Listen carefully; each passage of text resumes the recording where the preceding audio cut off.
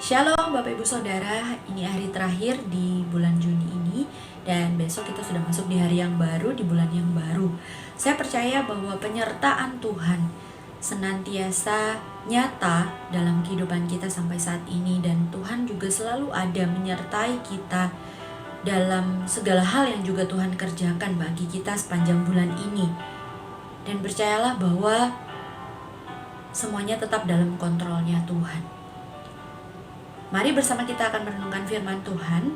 Hari ini pembacaan Alkitab harian kita sudah sampai di Mazmur pasalnya yang ke-63 sampai pasal 65. Dan renungan kita pagi ini secara khusus saya ambil dari Mazmur pasalnya yang ke-65 dengan judul renungan kita adalah ucapan syukur. Bapak Ibu Saudara, dalam renungan firman Tuhan pagi ini di Mazmur pasal 65, pemazmur menyampaikan hal-hal yang mendasari mengapa ia mengucap syukur. Yang pertama adalah karena Allah mendengar seruan doa dan menjawab doa-doa. Ini disebutkan di ayatnya yang pertama sampai ayatnya yang kelima. Kemudian yang kedua dikatakan di dalam ayatnya yang ke-6 sampai ayat ke-9, karena Allah yang maha besar, yang melakukan perbuatan-perbuatannya yang dahsyat dan tidak ada yang dapat menandinginya. Lalu kemudian yang ketiga adalah karena Allah memberikan hal baik, yaitu memberkati ladang dan ternak mereka. Ini disebutkan di ayatnya yang ke-10 sampai ayatnya yang ke-14. Nah, dari pasal 65 ini, pemazmur mengingatkan kita untuk mengucap syukur atas berkat-berkat yang Tuhan limpahkan dalam kehidupan kita. Dan dalam pasal ini juga kita diingatkan akan beberapa alasan yang sangat sederhana untuk mengucap syukur kepada Tuhan.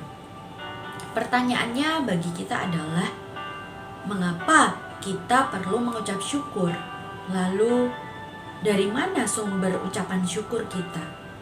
Ketika kita bangun, membuka mata kita, merasakan hembusan nafas kita, mendengar setiap detakan jantung kita, sudahkah kita mengucap syukur hari ini? Nah, Bapak Ibu Saudara, kunci dari ucapan syukur adalah dengan menyalakan kembali kesadaran kita akan Tuhan, Allah kita yang tak terbatas dengan kasih-Nya yang tanpa batas. Untuk siapa? Untuk kita tentunya. Dan ketika kita benar-benar menyadari bahwa hidup kita ini adalah karena kasih kemurahan Tuhan, maka kita akan tahu bahwa tidak ada yang tidak bisa kita syukuri dalam hidup ini. Pasti selalu ada hal yang bisa kita syukuri karena kita diberkati tanpa batas oleh Tuhan. Saya pribadi, saya tahu hidup ini seperti yang banyak orang katakan, seperti roda yang berputar, kadang di atas, kadang di bawah. Nah, selama hidup ini terus berjalan, roda ini terus berputar, selalu ada alasan untuk saya harus bisa mengucap syukur kepada Tuhan. Mulai dari hal-hal yang sangat sederhana dalam hidup, atau bahkan masalah atau tantangan yang saya hadapi, saya belajar untuk selalu bersyukur. Atau mungkin ketika harus bertemu dengan orang-orang yang sulit sekalipun, saya tetap bersyukur. Karena dengan bersyukur hati saya lebih plong dan menurunkan kadar emosi-emosi negatif tentunya.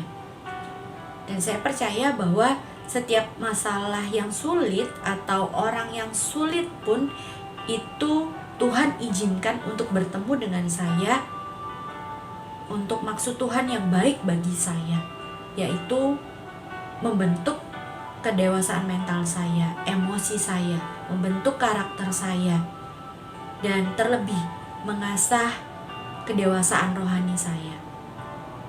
Tentu setiap kita bisa jadi berbeda ucapan syukurnya, tapi yang terpenting adalah kita senantiasa punya kesadaran untuk menaikkan ucapan syukur kita kepada Tuhan.